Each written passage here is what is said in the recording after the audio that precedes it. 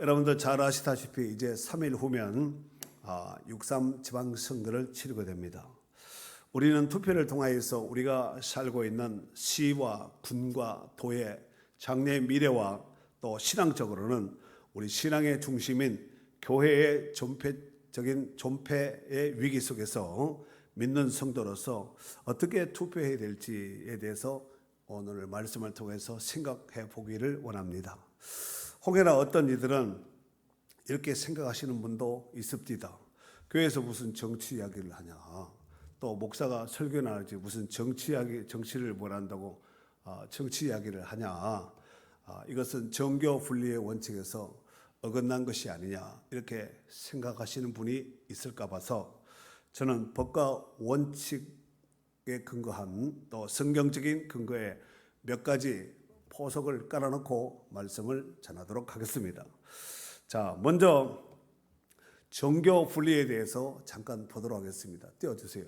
정교 분리, separation of church and state인데, 한번 읽어주세요. 뜻.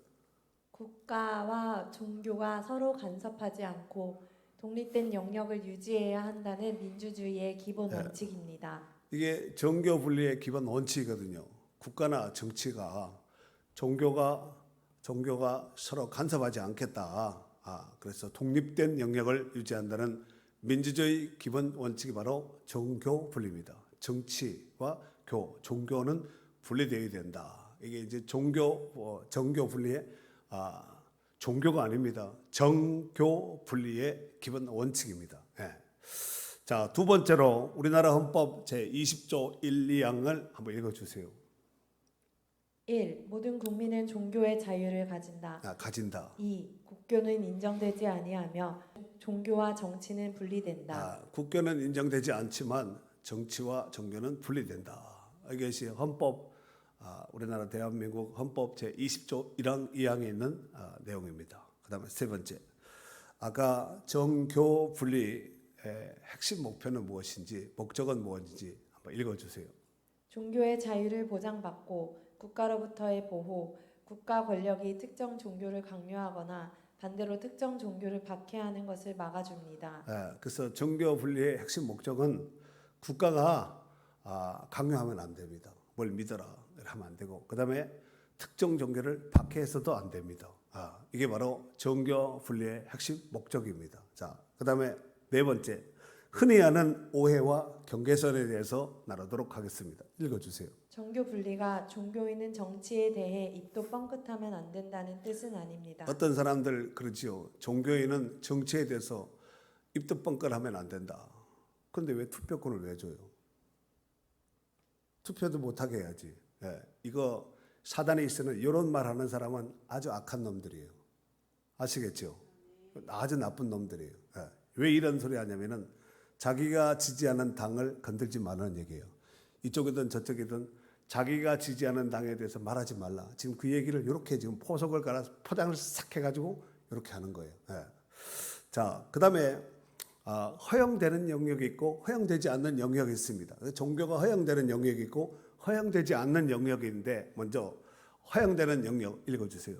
종교인이나 종교단체도 사회의 구성원이므로 국민의 한 사람으로서 정치적 견해를 밝히거나 사회적 불의의 목소리를 내거나 투표에 참여하는 것은 당연한 권리입니다. 이 권리예요.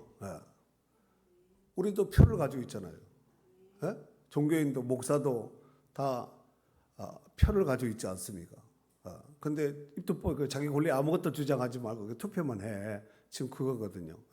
그러나 인권운동, 환경운동, 뭐 기타 이제 대표적으로 인권과 환경을 언급을 했는데, 이런 부분에 있어서 국가가 온전치 못하면은 분명한 사회적 불의의 목소리를 분명하게 내야 된다. 그 다음에 허용되지 않는 영역이 있습니다. 종교인이 허용되지 않는 영역. 읽어보세요. 종교단체가 국가 권력과 결탁해 특혜를 받거나 종교 교리를 바탕으로 국가의 법률을 좌지우지하려 하거나 종교적 지위를 이용해 신도들에게 특정 후보를 강요하는 행위 등은 정교 분리 원칙을 위배하는 것으로 봅니다. 네, 뭐 세금을 막 이렇게 감해달라 하든가, 아니면은 뭐 예산을 뭐 달라 한다든가, 종교 단체가 이런 게 지금 있습니다. 있으니까 지금 하지 말라고 안 된다고 이렇게 했는데 안 되는 것을 자꾸 해달라니까 지금 이렇게 딱 법으로 지금 명시를 해놓은 것이 아니겠습니까? 그래서 종교 교리를 바탕으로 국가의 법을 좌지우지하려 하거나 그다음에 종교적 지위를 이용해 신도들에게 특정 후보를 강요하는 행위 등은 종교 분리 원칙을 위배하는 것으로 봅니다. 이렇게 지금 법에서 지금 딱 이렇게 선을 그어놓고 있습니다. 자, 그러면은 종교 지도자들이 정치 개입에 관한 성경적인 근거를 제가 제시하도록 하겠습니다. 너무 많은데 몇 가지만 제시하도록 하겠습니다. 먼저 신앙의 사람, 믿음의 사람 다니엘은 우상 숭배를 강요했던 느부갓네살 임금에게 회개하라고 외쳤습니다. 두 번째, 에스더는 자기 민족이 한날에 다 씨를 말리려고 하는 이런 악한 계략을 가지고 있는 하만과 결탁된 이 왕 앞에 죽으면 죽으리라는 각오로서 유다 민족을 구원하기 위해서 아수르의 임금이 부르지단한테 나간 거예요. 여러분, 국가 권력자에게 부르지단한테 가까이 간다든가 만약에 오시드 몸에 타치되면은 바로 경호원들이 제재합니다. 지금도 그렇습니다. 이 국가 권력자가 손을 내밀기 전에 다른 사람이 손을 먼저 대려고 하는데 그건 바로 제재 대상입니다. 북한에서는 지존이라 그러잖아요. 큰일 납니다. 그 다음에 세 번째, 사도 바울은 로마 총독들 아그리빠 왕 앞에서 총독들이나 아그리빠 왕 앞에서 바른 진리와 정의를 위하여서 단판을 짓기도 했습니다. 아그리빠 왕이요, 내가 미친 것이 아니라 참 내가 정신 차리는 말을 하나이다, 이렇게 말하지 않았습니까? 그 다음에 세례 요한은 헤롯 왕에게 나가서 그의 성적 타락을 지적하면서 회개하라고 외쳤습니다. 그 외에도 다윗이 간음하고 범죄했을 때 나단 선지자가 그 앞에 가서 바로 직언을 합니다. 당신이 그 나쁜 사람이다. 그 다음에 우리 열왕기상에 보면은 북이스라엘의 아합이라는 임금이 나옵니다. 아주 이세벨과 개털된 이 아합이 하나님을 믿는, 하나님을 경외하는 싹 죽이려고 하지요. 그러한 상황 속에서 엘리야가 가서 지적을 했고 또 바알의 제사장들도 다 칼라 죽이는 이런 사례들이 있습니다. 그 외에도 모세가 바로 앞에 서는 것이나 그렇잖아요. 이 모든 것들이 어마어마한 이런 부분들이 많습니다. 뿐만 아니라 아까 허용되는 영역에서 인권이나 환경 단체 대표적으로 이렇게 인권을 함부로 해야 한다든가, 그 다음에 환경에 대해서 막 그냥 국가가 막 훼손한다든가 이러면은 국법금은 말할 것도 없겠죠. 환경을 훼손한다 이러면은 저항을 하잖아요. 막 하고 막 국가에다 막 배상도 하고 막 그렇게 하지 않습니까? 자, 그런데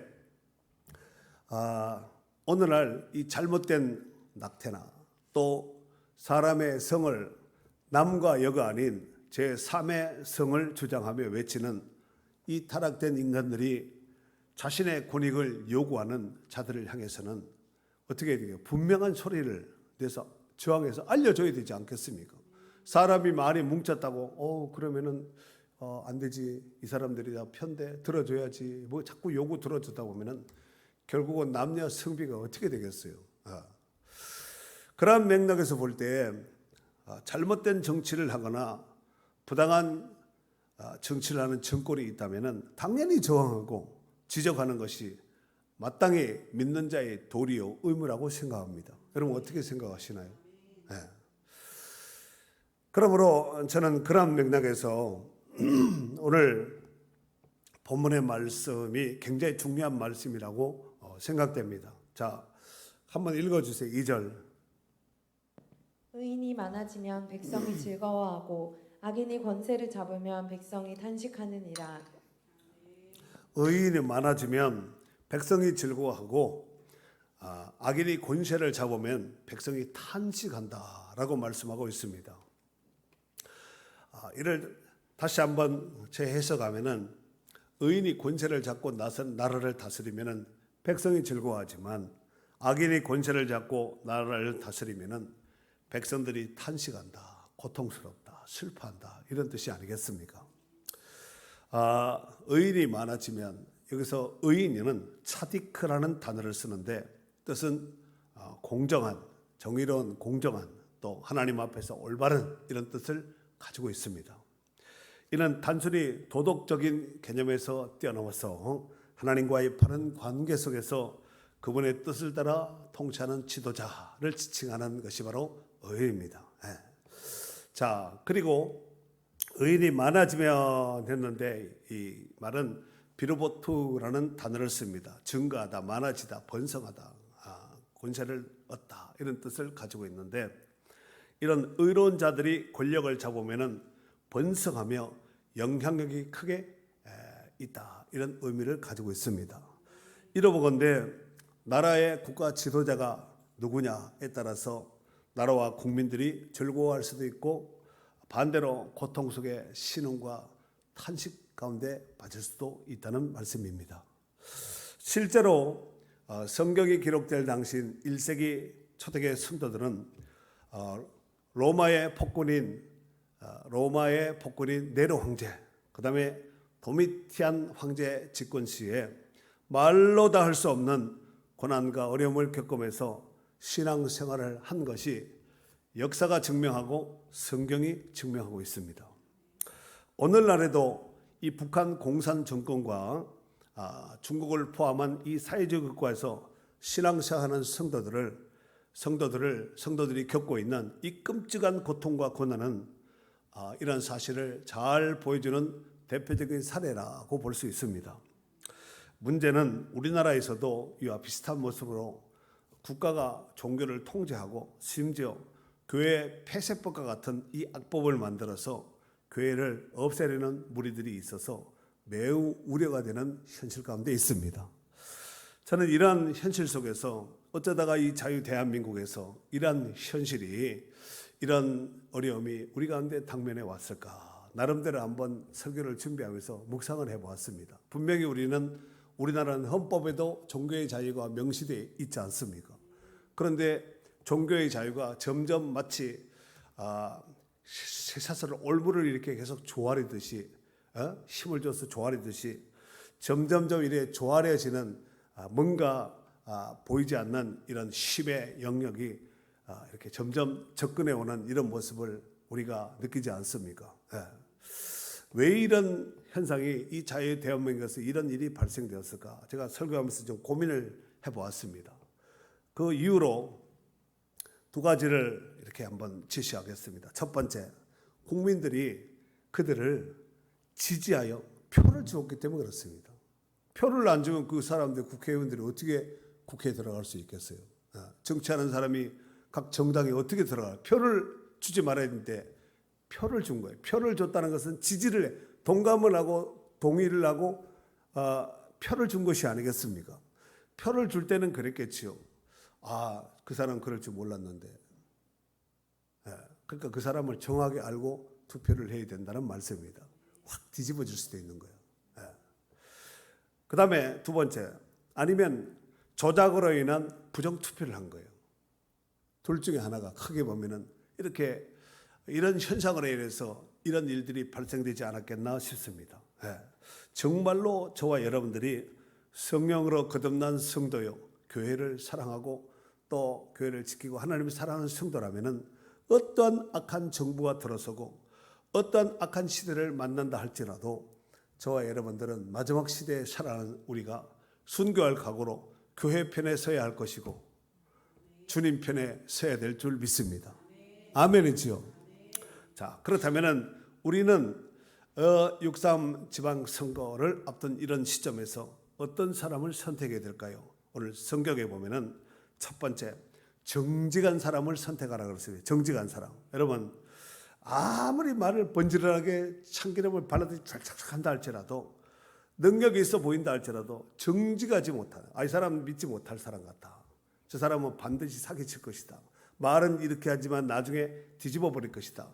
이런 어떤 끼미나 조짐이 보인 사람은 공동체를 와해시키고 자기를 지지한 세력에게도 지지한 사람에게도 실망을 끼치는 아주 악한 나쁜 사람입니다. 이런 사람은 뽑아주면 안 되잖아요. 그러니까 그런 사람이 나 그런 사람 될 거예요 이렇게 해서 지지하나요? 그렇지 않습니다. 자기만 옳고 자기 공약만 맞다고 아주 강력하게 어필하겠죠. 그러니까 그 속을 다 들여다보고 이 사람의 어떤 신실성, 정직성을 보고 선택을 해야 되지 않을까 싶습니다. 안타깝게도 오늘날 우리나라는 거짓과 온갖 곤모술수가 판을 치고 있습니다. 그리고 이런 부정부패가 일상이 되고 있는 것이 현실입니다. 그래서 나라 대통령도 그렇게 말하지 않았습니까? 일반 국민은 물론이거니와 나라 대통령이라 할지라도 죄를 지으면 감옥에 가야 된다 이 말을 했거든요. 그렇지 않겠습니까? 어떤 사람이라 할지라도 죄를 지으면 감옥에 가는 것이 맞습니다. 죄를 짓는데 감옥에 안 가는 것이 문제지 죄를 지으면 죄, 니꼴, 감옥 이게 당연한 것이 아니겠습니까? 어떤 사람이라 할지라도. 마태복음 13장 41절에 보면은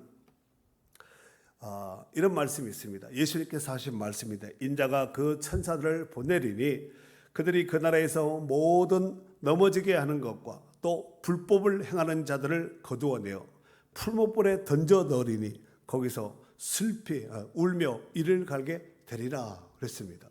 풀무불에 집어넣는다는 거죠.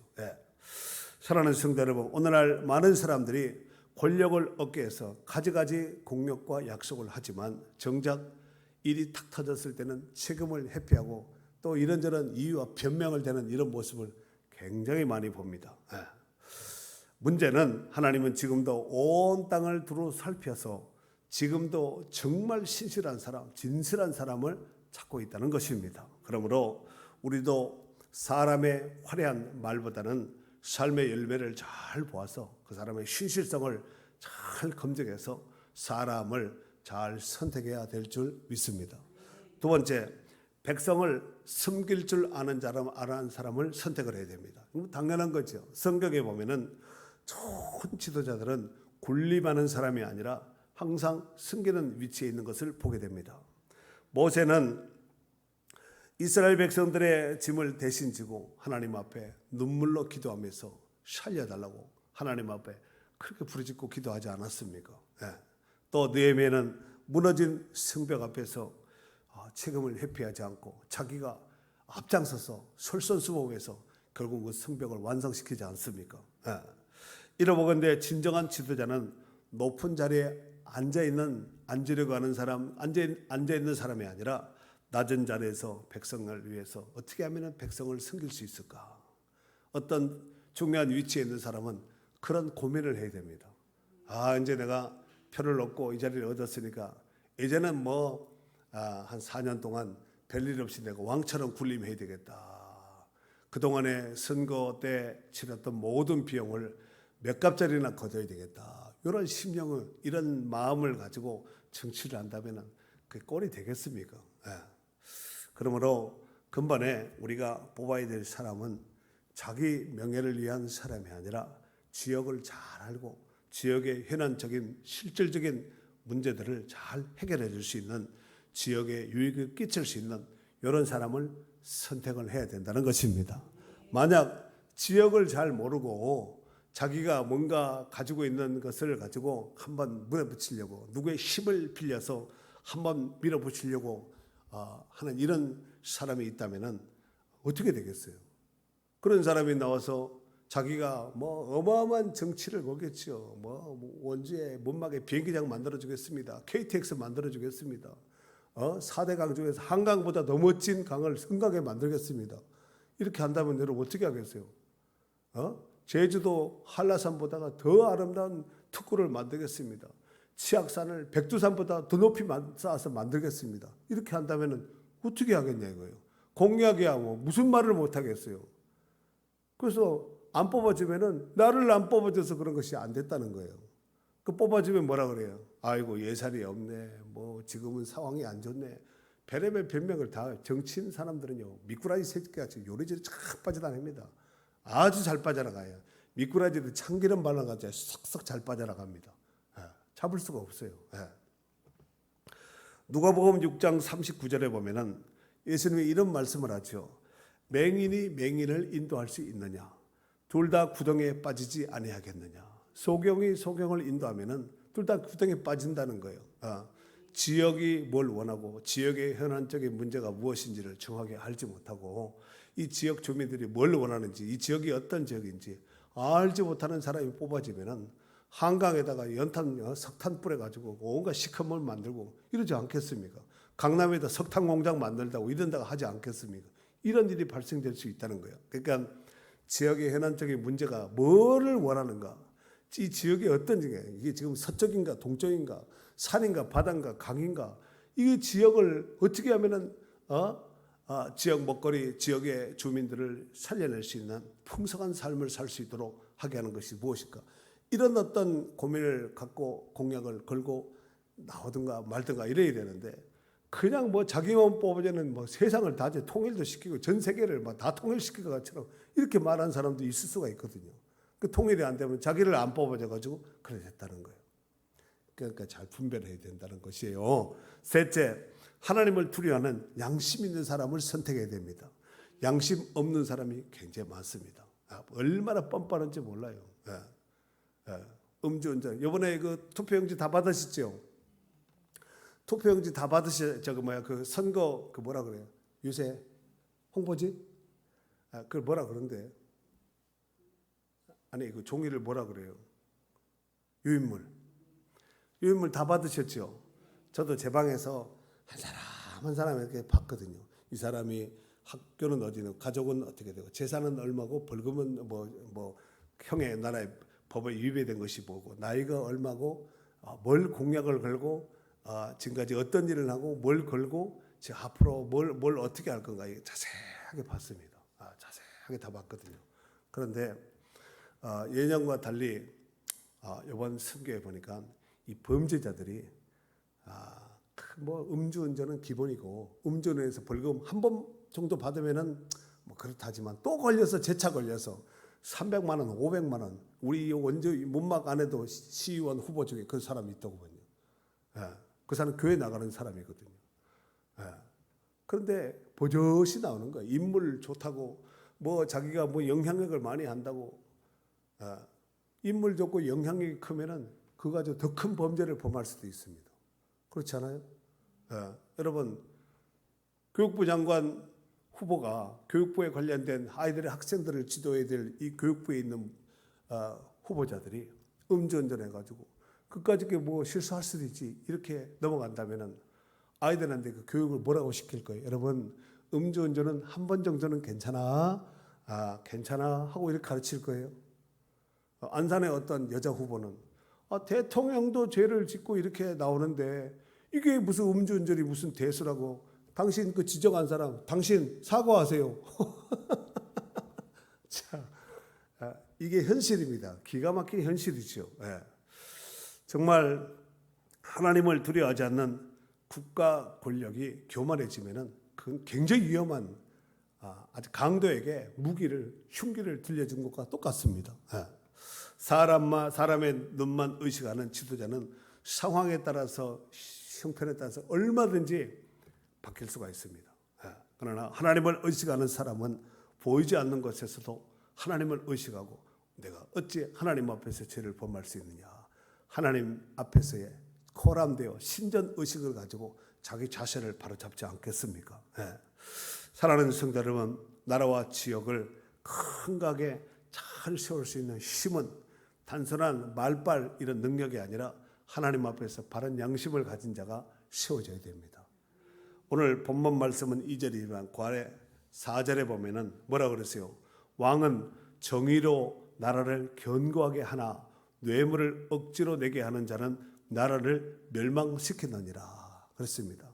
들을 귀 있는 자는 들어야 됩니다. 왕은 정의로 나라를 견고하게 세워야 됩니다. 그러나 뇌물을 억지로 내게 하는 자는 이런 나라는 반드시 망하게 되어 있습니다. 출애굽기 18장 21절에 보면은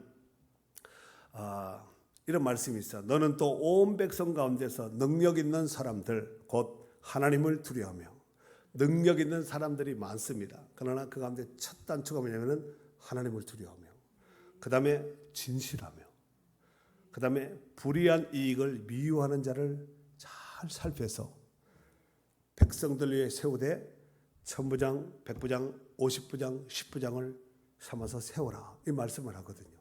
그래서 모세가 그렇게 이들의 충고를 받아서 그대로 진행하거든요. 요즘 사람들 하나님 안 두려워합니다. 하나님을 두려워하며 진실해야 돼요. 그 다음에 불의한 이익을 미워하는 자, 불의한 이득을 좋아하면은 이게 이제 아까 그 4절에 읽었잖아요. 뇌물을 억지로 내게 하는 뇌물 좋아하고 이런 거 청탁받고 봐주고 한쪽 눈 딱 감고 이런 사람은 반드시 문제가 생기게 되어 있습니다.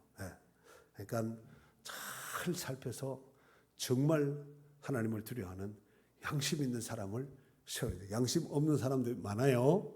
네 번째, 갈등보다는 어찌됐든 화합해서 싸매고 정말 살려낼 수 있는, 치료하고 살려낼 수 있는 이런 사람을 선택해야 됩니다. 오늘날 우리 사회는 갈등이 도가 넘친 상태입니다. 도를 넘은 상태예요. 남과 북이 나눠져 있잖아요. 동과 서가 나눠져 있습니다. 그리고 각 세대마다 이념의 갈등이 있고 이런 것이 팽배한 시대 가운데 살아가고 있습니다. 하지만 이제 더 이상 찢고 더 이상 나누고 이렇게 하지 말고 이제는 저 싸매고 치료하고 위로하고 정말 살려낼 수 있는, 회복해 할 수 있는 이런 사람이 세워졌으면 좋겠어요. 저 크게 아멘 하셔야죠. 이렇게 7,000명이 앉아있는데 목소리가 이 정도밖에 안 나면 안 되잖아요. 아멘이죠. 골로새서 1장 20절에 보면은 예수님은 우리를 살리기 위해서 싸매고 치료하고 살리고 건지기 위해서 이 땅에 오셨다고 말씀하고 있는데 그 말씀에 보면은 그의 십자가의 피로 화평을 이루사 만물 곧 땅에 있는 것들이나 하늘에 있는 것들이 다 그로 말미암아 다 예수님으로 말미암아 자기와 화목되게 하시기를 기뻐하심이라 그렇습니다. 화목해야 돼. 미국 정보기관 중에서 우리나라 한반도만 집중 연구하는 특별기관이 있다고 해요. 그런데 그 정보기관에 의하면은 지금 대한민국의 구조는 망할 수밖에 없는 구조를 다 갖추고 있는데 신기하게 망하지 않는 것이 신기하다는 거예요. 미국 정보기관에서. 이 말을 들은 여러분들은 대한민국이 망하지 않는 이유가 무엇이라고 생각합니까? 저는요, 설교 준비하면서 한번 생각을 해봤어요. 옛날에 어떤 분은, 어떤 목사님은 그렇게도 비유를 하더구만요. 우리나라 자원이 많습니까? 정치를 잘합니까? 국방력이 튼튼합니까? 옛날에 핵도 없잖아요.